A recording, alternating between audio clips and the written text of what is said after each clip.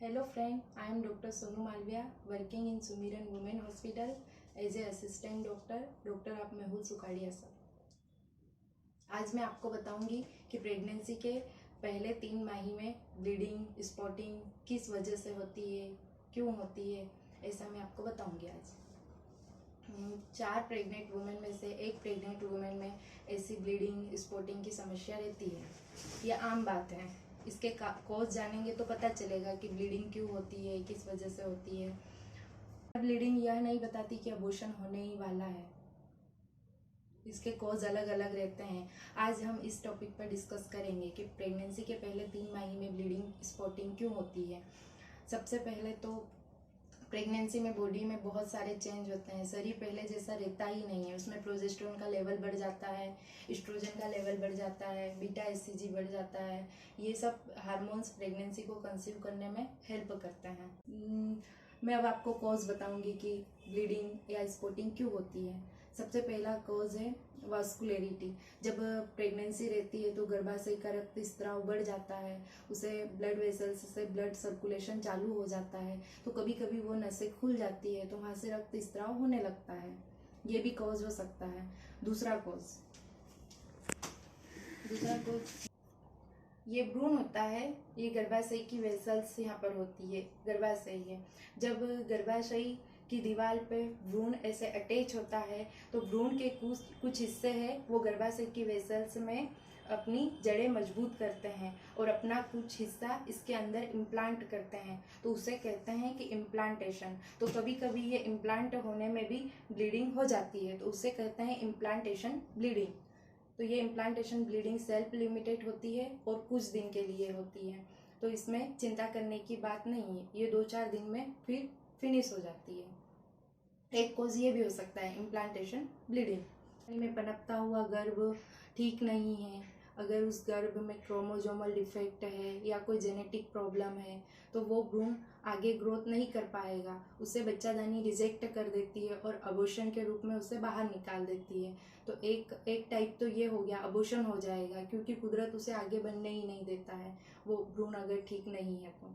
दूसरा कोज ये हो गया। तीसरा कोज एक्टोपिक प्रेगनेंसी। ऐसे भी हो सकते हैं। एक्टोपिक प्रेगनेंसी में अपने को 3 साइन ज़्यादातर देखने को मिलते हैं।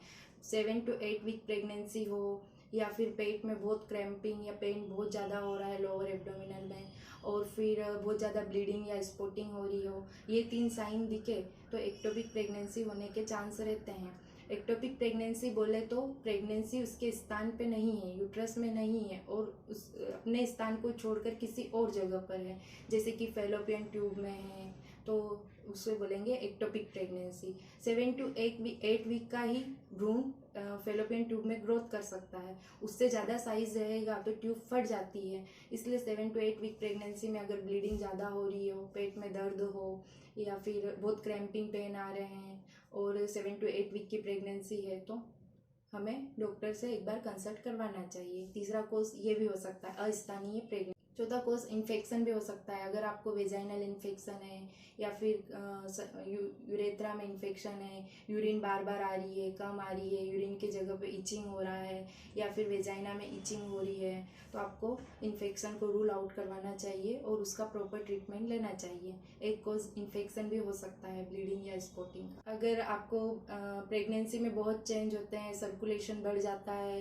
ग्रंथियों का स्त्राव ज़्यादा होने लगता है, सिक्रीशन ज़्यादा होने लगता है, तो अगर सर्वाइकल पोलिप है आपको, या आप हमारी लैंग्वेज में बोले तो पोलिप, आपकी भाषा में बोले तो मस्सा, गर्भाशय के मुख पे मस्सा या छाला है, तो उससे भी ब्लीडिंग हो सकती है। तो ये लोकल कॉज हुआ, ये गर्भ पे कोई इफेक्ट नहीं करेगा, तो डॉक्टर से कंसल्ट करके उस लोकल कॉज को रिमूव करवाना चाहिए। इसकी वजह से भी ब्लीडिंग हो सकती है। के फर्स्ट तिमाही में डॉक्टर ये ऐसी मेडिसिन भी प्रिस्क्राइब करता है, Ecosprin, low molecular weight heparin. ये खासकर उन महिलाओं को दिया जाता है जिनकी प्रीवियस हिस्ट्री में उनको बार बार गर्भपात हुआ हो, एबॉर्शन की हिस्ट्री ज़्यादा ही हो उसकी प्रीवियस हिस्ट्री में, या फिर उनकी एज फैक्टर ज़्यादा हो, प्रेगनेंसी कंसीव की उस टाइम में हस्बैंड वाइफ दोनों कपल की एज ज़्यादा हो, या फिर उनको भविष्य में ब्लड प्रेशर की ऐसी कोई दिक्कत होगी, ऐसा ऐसी समस्या हो या फिर उनको कोई गंभीर बीमारी हो तो डॉक्टर ये वाली मेडिसिन प्रिस्क्राइब करता है। तो कभी कभी ये दवाइयाँ भी कॉज हो सकती है कि ब्लीडिंग स्पॉटिंग करवाने के लिए। ठीक है, ये कॉज आपको बताए इतने कॉज इनकी वजह से ऐसे ब्लीडिंग या स्पॉटिंग हो सकती है। अब मैं बताऊंगी आपको कि type of bleeding in pregnancy. अगर डार्क ब्राउन कलर की ब्लीडिंग हो तो चिंता करने की बात नहीं है, और टोमेटो रेड कलर की ब्लीडिंग हो तो थोड़ी चिंता की बात रहती है, डॉक्टर से कंसल्ट करना चाहिए। अभी मैं आपको बताती हूँ ट्रीटमेंट के बारे में। जैसे कि आप अगर घर पर हो और कोई डॉक्टर से कंसल्ट नहीं हो पा रहा है, डॉक्टर के पास भीड़ बहुत है, आप जा नहीं सकते, तो आपको ब्लीडिंग हो रही है, तो टेंशन नहीं करने का। बहुत ही ज़्यादा ब्लीडिंग है, उसका एक्सेसिव अमाउंट में है, तो आपको डॉक्टर से इमरजेंसी में कंसल्ट करना चाहिए। अगर ऐसा नहीं है तो आपको घर पर ही ट्रेनेक्सामिक 500 mg वाली टेबलेट आती है, वो सुबह, दोपहर और शाम को 3 टाइम एक दिन के लिए ले लेना चाहिए। फिर आपको डॉक्टर से कंसल्ट करना चाहिए और आपको डॉक्टर को हिस्ट्री में बताना चाहिए कि मैंने ये टेबलेट लिया है, मुझे घर पर ऐसा हुआ था। जो भी आपकी हिस्ट्री थी, जो भी आपने मेडिसिन ली, वो डॉक्टर को बताना चाहिए।